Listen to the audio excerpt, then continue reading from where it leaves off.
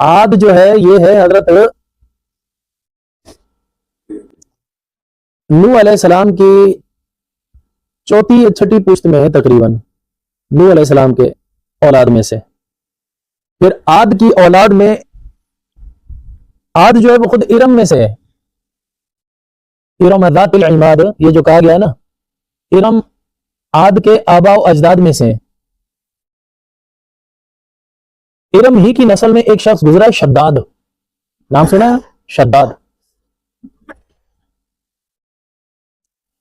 حدیث شریف میں آتا ہے کہ جو فرشتہ روح قبض کرتا ہے نا، ملک الموت، اللہ تعالیٰ نے پوچھا ہے تجھے کبھی کسی کی روح قبض کرتے ہوئے ترس بھی آیا؟ کہتا ہے یا اللہ 2 آدمیوں پر بہت ترس آیا، 2 افراد پر. میں رو پڑا ان کی روح قبض کرتے وقت، یا اللہ تیرے فیصلے پہ میں مجبور تھا، میں نے کر دیا، تیرا حکم تھا، میں نافرمانی نہیں کر سکتا، لیکن میں رویا ان پر. اللہ تعالیٰ نے پوچھا کیا، کون تھا؟ اے اللہ ایک مرتبہ ایک کشتی جا رہی تھی بیچ سمندر میں، سمندری طوفان آیا، وہ بحری بیڑا ٹوٹ گیا، سارے لوگ غرق ہو گئے. ایک حاملہ عورت تھی، وہ بھی ڈوب رہی تھی. اچانک وہ ٹوٹی ہوئی کشتی کا پھٹا اس کے ہاتھ میں آ گیا، تو اس پھٹے کے اوپر سوار ہو گئی. اس نے وہیں پر ایک بچے کو جنم دیا. وہ اسی پھٹے کے اوپر ہچکولے کھاتی ہوئی تیرتی ہوئی پتہ نہیں کہاں جا کر لگتی کنارے پر، لیکن تو نے مجھے حکم دے دیا کہ اس ماں کی روح قبض کر لے. تو میرے دل میں خیال آیا بچے کا کیا بنے گا، اس کا کیا قصور ہے؟ لیکن میں دیکھتا رہا، وہ پھٹا ہچکولے کھاتا آخر جا کر کنارے پر لگا. جب کنارے کی طرف جانے لگا تو اس وقت وہاں پر دھوبی کپڑے دھو رہے تھے، تو انہوں نے دیکھا بچہ ہے پھٹے کے اوپر، وہ دوڑ کر آئے، انہوں نے آ کر پھٹے سمیت بچے کو نکال لیا. بچہ بڑا خوبصورت تھا. تو اپنی قوم میں جب لے کر گئے تو جو قوم کا سردار تھا وہ بے اولاد تھا. اس نے اس بچے کو دیکھا، بڑا خوبصورت بچہ، اس نے اپنا بیٹا بنا لیا. پھر اس نے اس کی پرورش کی، اس کو پڑھایا لکھایا، یہاں تک کہ جب یہ جوان ہو گیا تو باپ جس نے پالا تھا اس کو وہ فوت ہو گیا، تو ساری جائیداد اس کے پاس آئی. پھر اس نے برابر کے سرداروں پر حملے کر کر کے ان کی بھی جگہ فتح کی اور بہت بڑا بادشاہ بن گیا، بہت بڑا بادشاہ بن گیا. پھر اس کو بہت پیسہ ملا تو اللہ کے نبی نے اس کو سمجھایا کہ تو اپنے پیسے میں سے اللہ کا حق نکال. تو یہ کہنے لگا کون سا اللہ کا پیسہ ہے؟ یہ تو میرا باپ جو مر گیا ہے، جو سردار جس نے پالا ہے، یہ تو اس کا تھا، اس نے مجھے دیا، اللہ نے تھوڑی دیا ہے، میں کہے کا حق نکالوں؟ تو اس نے صاف انکار کیا تکبر میں آ کر. پھر اس نے ایک عالی شان، اچھا فرشتے نے اتنی بات بتائی کہ اس کو لوگوں نے پھر نکال لیا، بچہ بچ گیا. آگے حدیث شریف میں واقعہ الگ سے کہ اس طرح پھر وہ سردار بنا، پیسہ آیا، اتنا پیسہ آیا اس کے پاس کہ اس نے کہا میں دنیا کے اندر یہ اللہ کا نبی جو ہمیں بتلاتا ہے نا کہ اگر ایمان لاؤ گے تمہیں جنت ملے گی، جنت میں یہاں اس کو بنا کر دکھا دوں، ایسی جنتیں 10 بنا لوں گا میں، خام خواہ لوگوں کو برگلا رہا ہے یہ. تو اس نے اللہ کے نبی کی مخالفت میں چڑ میں آ کر کہ جس جنت کی تو ہمیں خوشخبریاں سنا رہا ہے وہ یہ ہے جنت، ہم ایمان بھی نہیں رکھتے پھر بھی ہم جنت میں آ جا سکتے ہیں. تو یہ دکھانے کے لیے اس نے ایک شہر بنایا بہت بڑا. اس کی مٹی اس نے بنائی اس کی مشک اور عنبر کی، اس میں جو سبزہ اگایا اس نے زعفران کا اگایا، اور اس میں جو اس نے تعمیرات کی وہ ہیرے جواہرات لؤلؤ مرجان زمرد ان چیزوں سے اس نے اس کی تعمیرات کی.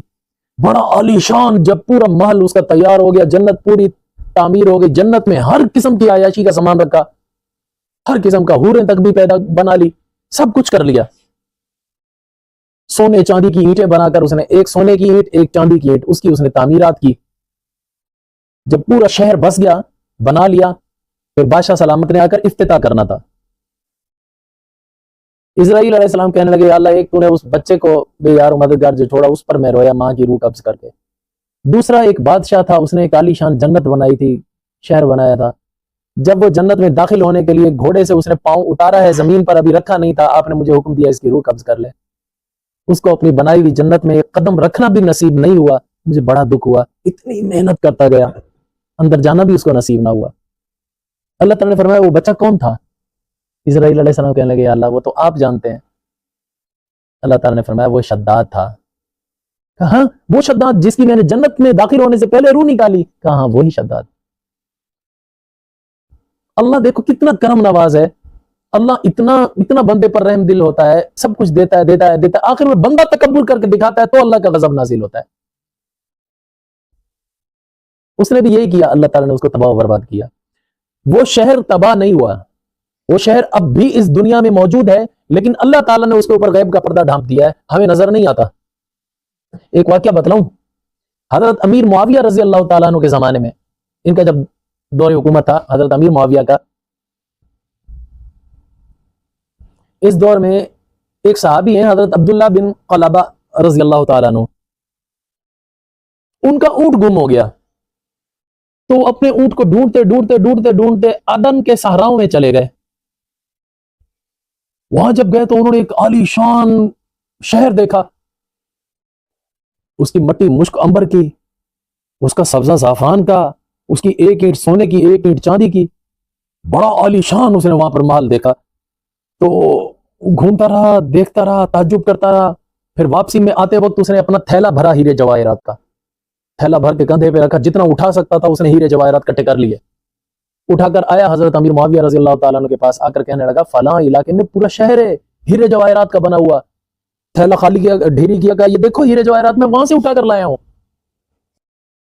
حضرت امیر معاویہ نے کہا اتنا بڑا خزانہ, پھر مسلمان اس خزانے سے محروم ہو کیسے ہو سکتا ہے, بیت المال میں جمع کریں گے, چلو مجھے دکھاؤ کہاں ہے. تو حضرت امیر معاویہ نے بندے بھیجے ساتھ, بولا جاؤ ان کو دکھا کر آؤ. دوبارہ اسی صحرا میں آئے, ڈھونڈتے رہے, کچھ بھی نہیں تھا.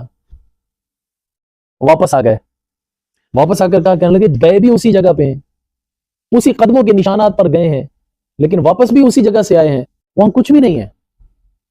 حضرت امیر معاویہ کو بڑا تعجب ہوا. انہوں نے کہا نہیں, اس مسئلے کو حل کوئی تو بتا سکتا ہے.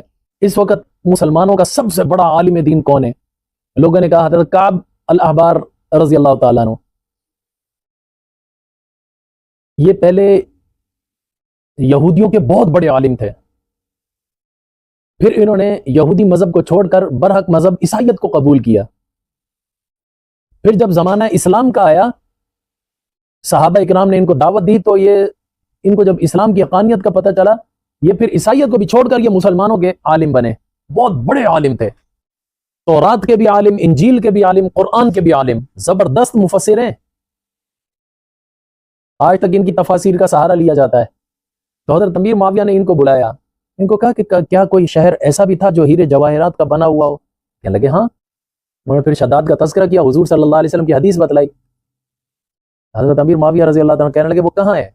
کہا نہیں, ہماری جو پہلے سابقہ کتابیں تھی, تورات میں ایک تذکرہ آتا ہے اس شہر کا, اس میں یہ بھی آتا ہے کہ ایک شخص ہوگا, اس کی آنکھ پر تل کا نشان ہوگا, یہ پلک ہے نا, ادھر اس کے تل ہوگا کالا, اور اس کا رنگ گندمی ہوگا, ایسا اس کا قد ہوگا, فلاں ہوگا, ساری علامات بتا کر کہنے لگا اس دنیا میں قیامت تک کوئی بھی اس شہر کو نہیں دیکھ سکے گا سوائے اس آدمی کے. حضرت امیر معاویہ نے کہا عبداللہ بن قلابہ کو بلانا. جب ان کو بلا کر سامنے کھڑا کیا گیا, حضرت کعب بن احبار کہنے لگے اللہ کی قسم وہ یہی ہے, یہ دیکھے گا جا کر. حضرت امیر معاویہ کہنے لگے بس یہ دیکھ کر آ گیا ہے, یہ ہیرے جواہرات وہیں سے لایا ہے. کہا پھر دوبارہ گئے, کہا دوبارہ گئے, وہاں کچھ نہیں تھا. کہا دوبارہ کبھی ملے گا بھی نہیں. ایسا تھا شداد. بہرحال اللہ تعالیٰ نے اس کو بھی, جب اس نے اللہ تعالیٰ کے سامنے اکڑ بازی دکھائی, اللہ تعالیٰ نے اس کو بھی نہیں چھوڑا.